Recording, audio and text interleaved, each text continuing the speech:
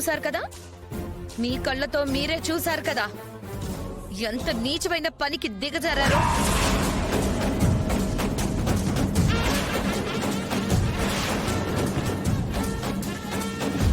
చూడండి ఎస్ఐ గారు, నా భర్తను కిడ్నాప్ చేసిన కేసు కింద వీళ్ళ ముగ్గురిని సెల్లో పెట్టండి.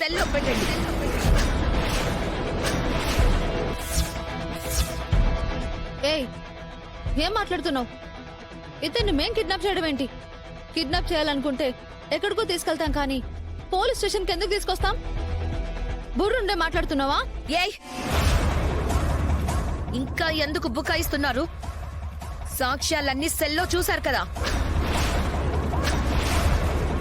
ఎస్ఐ గారు, వీళ్ళ మీద కేసు పెడతారా, నన్ను వేరే యాక్షన్ తీసుకోమంటారా? అది మేడం, చూడండి, ఈ వీడియో ప్రూఫ్స్ తో సహా చూశారు కదా. మీరు వాళ్ళ మీద యాక్షన్ తీసుకోకపోతే నేను వెళ్లి మీ ఏసీపీ గారిని కలుస్తా.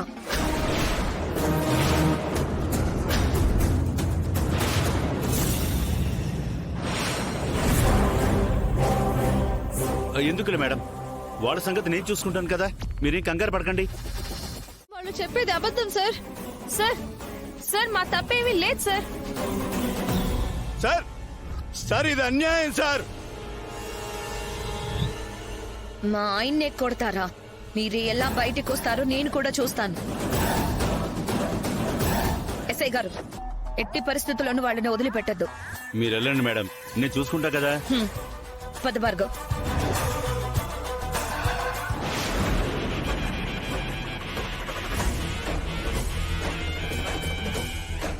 సార్ మా మాట విన్నాడు సార్. నా అల్లుడికి అన్యాయం జరిగిందని వాడి చేత నిజం చెప్పించాలని మీ దగ్గర తీసుకొస్తే మమ్మల్ని లోపల వేశారండి సార్. భలే ఉందయ్యా మీ వరుస. ఒకరిని బయటికి తీసుకొద్దామని చివరికి మీ ముగ్గురు లోపలికి వెళ్ళారన్నమాట. అది కాదు సార్, మేము చెప్పేది వినండి సార్. సార్ తప్పు మాది కాదు సార్. సారీ అక్క, ఇలా జరుగుతుందని అనుకోలేదు. నాన్న, ఒకసారి మీ ఫోన్ ఇవ్వండి, జై సార్ కి కాల్ చేస్తాను. నువ్వేం దిగులు పడకమ్మా.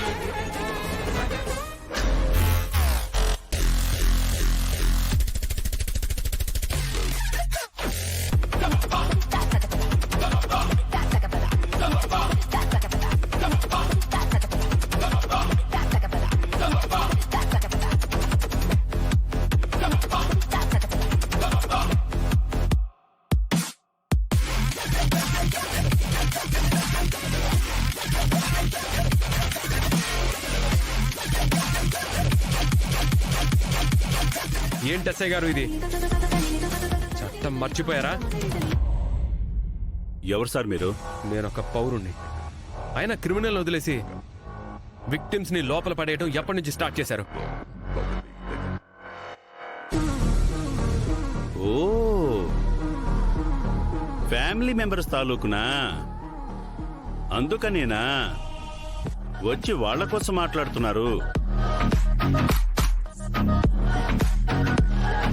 చూడండి సార్, ఈ ముగ్గురు భార్గవ్ అనే అతన్ని కిడ్నాప్ చేయబోయారు. అందుకే సెల్ లోపల ఉంచాను. ఏంటి సార్ అలా మాట్లాడుతున్నారు? ఒకవేళ మీరన్నట్టే వాళ్ళు కిడ్నాపే చేస్తుంటే ఎక్కడో దాచిపెట్టి డబ్బుల కోసం, నగల కోసం డిమాండ్ చేసేవాళ్ళు. కానీ ఇక్కడికి తీసుకొచ్చారంటే ఎందుకు? మీ సమక్షంలో న్యాయం చెప్పించడం కోసమే కదా. దాన్ని కూడా అర్థం చేసుకోకుండా ఇలా మాట్లాడతారేంటి? పైగా తులసి గారు ఎమ్మెల్యే విశాలాక్షి కోడలు.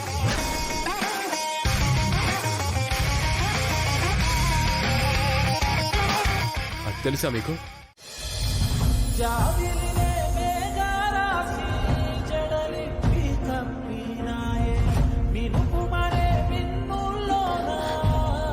నీకేం కాజాను, నేనున్నాను కదా.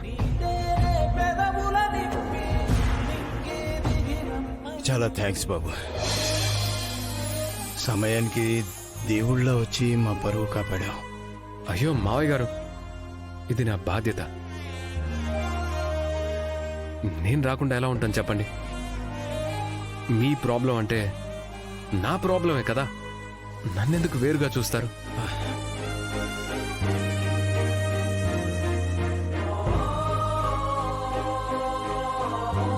అవును సార్, నేను అసలు ఫోన్ చెయ్యాలనుకున్నానో లేదో సమయానికి నా మనసులో మాట తెలిసినట్టు మీరు భలే వచ్చారే. అంటే జై జానుల బాండ్ అలాంటిది. నువ్వు అలా మనసులో అనుకుంటే చాలు, ఆటోమేటిక్గా అంతా జరిగిపోతుంది. ఎందుకంటే నీ ఆలోచన వెనక, నీ వెనక నేనున్నాను కాబట్టి. హ్మ్?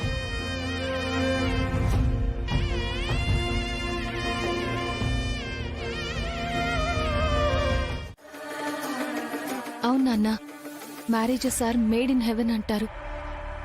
జరిగేవన్నీ ముందే రాసి పెట్టుంటాయట. జరిగే వాటికి మనం ఎలా స్పందించాలన్నదే మన చేతుల్లో ఉంటుంది.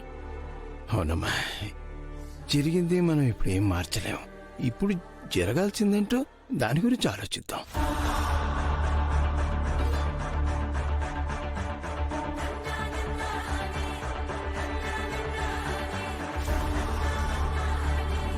ఇప్పుడున్న పరిస్థితుల్లో స్వామీజీ ఒక్కరే మనకు దారి చూపగలరనిపిస్తోంది.